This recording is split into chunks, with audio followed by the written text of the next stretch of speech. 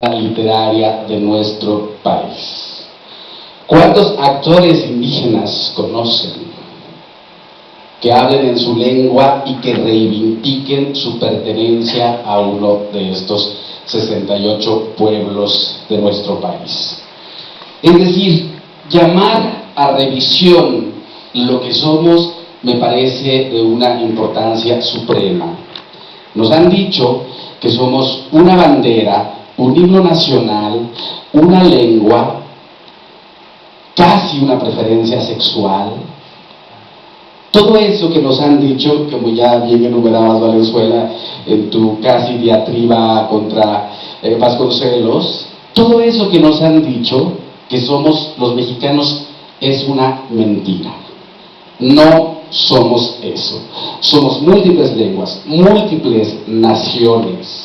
Muchos Méxicos conforman este México, en este símbolo, en este símbolo oral llamado México, que además tiene la palabra México, no es otra cosa sino un nahuatlismo, una toponimia en náhuatl, además de todo. Pero como ya se ha dicho en esta mesa, cuando se habla de los pueblos indígenas, ya no decir del cine, sino en varios aspectos de la vida pública mexicana, se habla siempre del indio muerto. Y dicen de los mexicas, y dicen de los mayas, de cuando desaparecieron los mayas. Es decir, mi compadre Isaac Carrillo está muerto, es un fantasma, no existe.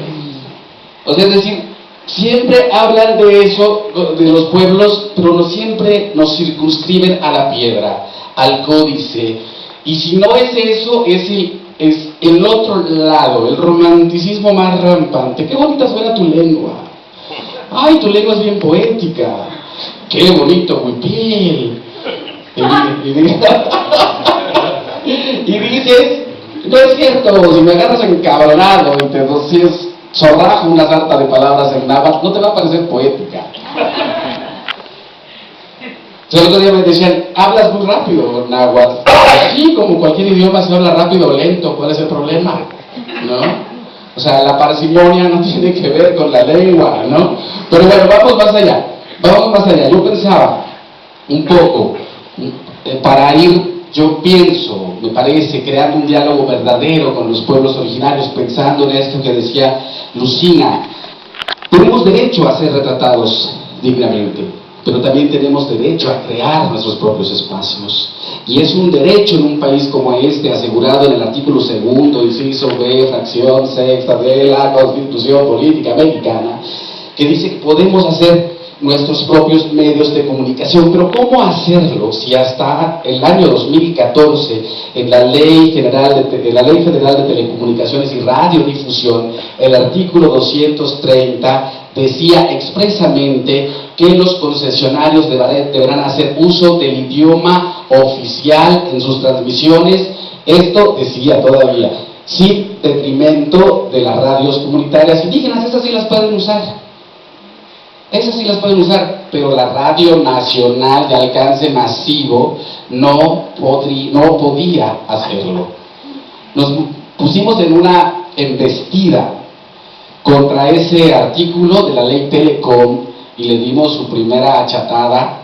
Ya después ha recibido varias, porque la reforma educativa tampoco pasó, la reforma energética va a tener muchas cosas que va a tener que enfrentar muchas cosas en los pueblos originarios de nuestro país, etcétera, etcétera. Pero me parece que de las grandes reformas estructurales, las tres impulsadas por el gobierno de Peña Nieto, pues las tres atentan contra pueblos originarios, las tres. Y eso me parece que es importante, pero insisto, entonces, ¿cómo hacer si estamos diciendo que la pluralidad de un país tiene que verse reflejada en todos los ámbitos de la vida pública mexicana? ¿Cómo hacer si incluso tenemos que pelear contra esas leyes? Por fortuna la ganamos. Y ahora cambiamos el artículo. Ahora dice, en sus transmisiones los concesionarios podrán hacer uso de cualquiera de los idiomas nacionales. Y ojo, cuando se conforma la Secretaría de Cultura, la ley orgánica tiene el mismo error. Dice que se financiará, apoyará el cine en el idioma nacional. el idioma oficial? Y entonces yo les dije, me junté con Taboada, les dije, o lo corrige o lo corregimos. Porque me parece que esas son de las cosas importantes que, para ir quitándole romance a nuestra relación multicultural, para realmente respetarnos, lejos de la tolerancia y el folclore, ir hablando de lo que somos. Y un poco nada más para seguir haciendo chistes, yo decía que a los indígenas generalmente se nos quitan tres cosas en la concepción general de la vida, ¿no? Yo decía que nos quitan maldad. Todos los indios son buenos, y cuando son malos no es un buen indio, ¿no? Esa es una. La segunda, responsabilidad. No le otorgues una responsabilidad de envergadura mayor porque no lo va a hacer bien, porque es indio. La tercera, que ahora que decías, los feos no se reproducen, nos quitan deseo, solo se reproducen a lo pendejo. Perdón, yo estoy usando un náhuatl clásico.